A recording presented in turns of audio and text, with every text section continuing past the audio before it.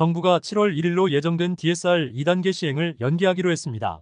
심각한 가계부채를 단계적으로 줄여나가는 대책 시행이 갑자기 미뤄지면서 급증하는 가계부채 문제가 더 심각해질 가능성이 높아지고 있습니다.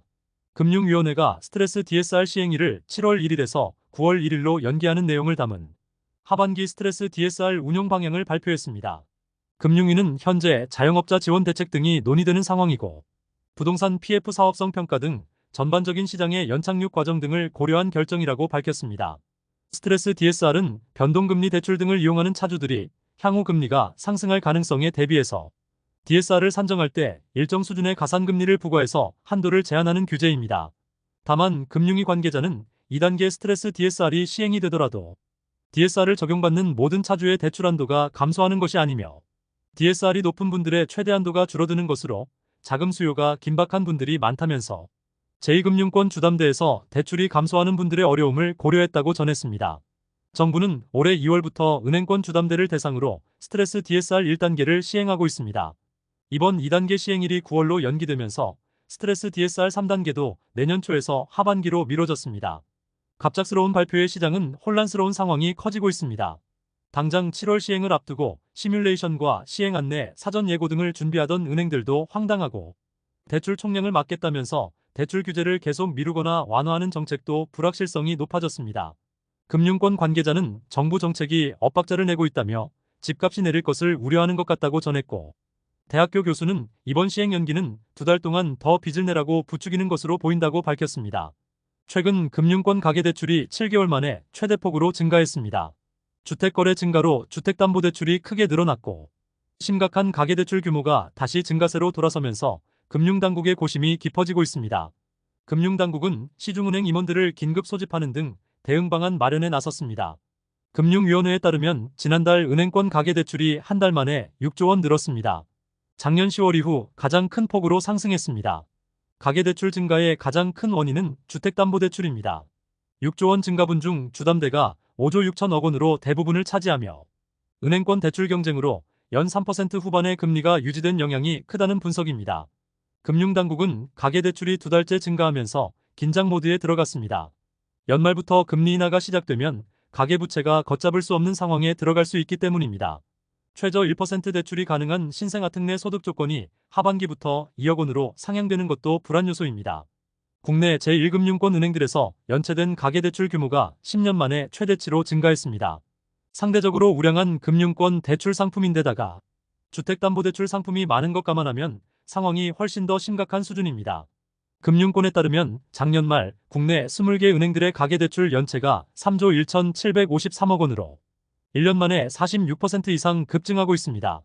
분기 기준으로도 2013년 9월 이후 역대 최대 금액입니다. 은행별로는 국민은행의 가계대출 연체가 4,388억 원으로 가장 많이 증가했고 NH농협은행과 우리은행, 신한과 하나은행 순으로 나타났습니다. 연체가 급상승하고 있는 건 경기 침체와 고금리 등 영향 때문입니다. 높은 금리가 장기화되면서 대출이자 상환 부담 금액이 증가했고 시장 상황까지 악화되면서 차주들의 어려움이 커졌습니다. 한국은행은 2022년 4월부터 올해 초까지 사상 최초로 7차례 연속 기준금리를 인상했으며 특히 작년 7월과 10월은 한 번에 0.5%를 올리는 빅스텝을 단행했습니다. 현재 한은 기준금리는 연 3.5%로 2008년 11월 이후 최고치를 유지하고 있습니다. 서민들이 벼랑 끝으로 내몰리면서 다른 대출 상품 상황도 심상치 않습니다. 자영업자들이 이용하는 개인사업자 대출 연체액이 1년 만에 83% 폭증했고 총 2조 1,719억 원으로 관련 통계를 공개한 이후 역대 최대치입니다. 금융권 관계자는 가계대출 연체는 사실상 최후의 보루로 여겨진다며 여러 상품의 연체가 크게 확산되는 건 그만큼 현 상황이 어렵다는 것이라고 밝혔습니다.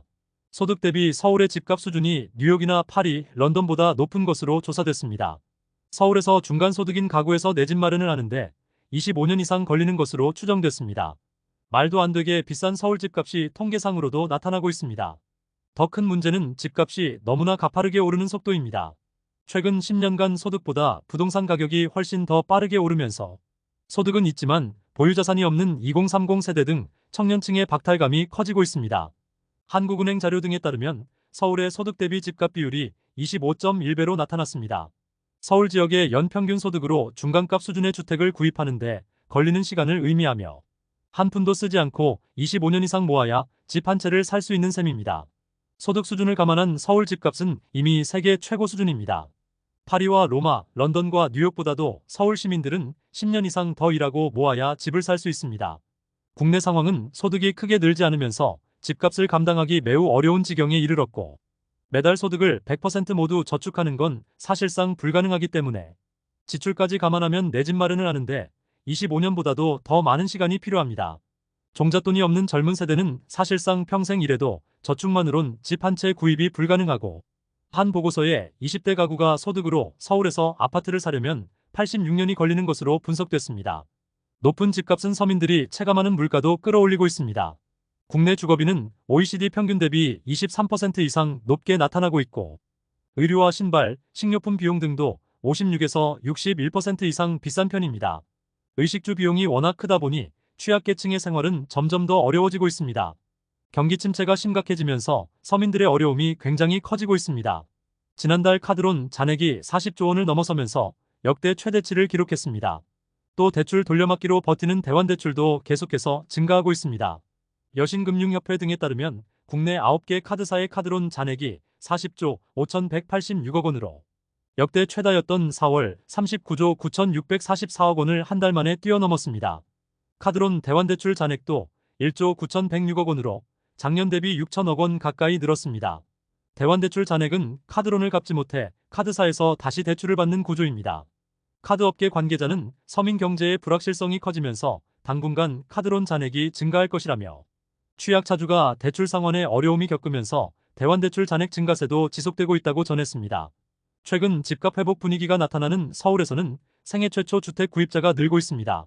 전반적인 거래량이 늘고 특례 대출 상품 지원 효과 등이라는 분석입니다. 법원 등기정 보광장 자료 등에서 지난 5월 서울의 생애 첫 집합 건물 매수자가 4,017명으로 집계됐습니다. 한 달 전 3,066명과 비교하면 31% 증가한 수준이며 월 4,000명을 넘긴 건 작년 7월 이후 처음입니다. 시장에서는 신생아 특례 대출 시행 등 저금리 대출 상품 지원이 영향을 받은 것으로 보고 있습니다. 신생아 특례는 9억 원 이하 주택에 대해 최대 5억 원까지 최저 1%대 금리로 지원하는 상품입니다. 국토부에 따르면 올해 1월부터 4월까지 신생아 특례 대출이 5조 원 넘게 신청됐고 주택 구입 자금이 약 4조 원에 육박하고 있습니다. 정부가 신생아 특례 대출 확대 등 주거복지를 늘리면서 주택도시기금 조성액은 빠르게 줄고 있습니다. 기금의 주요 재원인 청약통장 가입자 수 감소 등이 지속되는 데다 주택도시기금 사용이 필요한 사용처가 계속 증가하고 있습니다. 국토부에 따르면 주택도시기금 조성액이 지난해 95조 4,377억 원으로 감소했습니다. 주택시장 호황기였던 2021년과 비교하면 21조 원 넘게 줄었습니다. 주택도시기금은 서민층에 대한 주택자금 지원 등을 위한 항목으로 주로 청약저축과 국민주택 채권 등으로 기금 조성을 하고 있습니다. 가장 큰 비중은 청약저축이지만 모이는 금액이 눈에 띄게 줄고 있습니다. 지난해 청약저축 조성액은 3년간 6조 원 이상 감소했고 2021년과 비교하면 8조 1,777억 원이나 줄었습니다. 기금이 줄면서 정부는 최근 청약통장 월 납입 인정 금액을 25만 원으로 확대한다고 밝혔습니다. 그러나 청약통장만으로는 기금 마련 확장에 한계가 있다는 지적입니다. 오히려 저출산 대응과 부동산 PF 구제에 대한 주요 카드로 주택도시기금을 사용하고 있고 신생아 특례 대출 기준을 부부 합산 2억에서 2억 5천까지 상향하면서 관련 자금 마련과 운용에 불확실성이 높아지고 있습니다.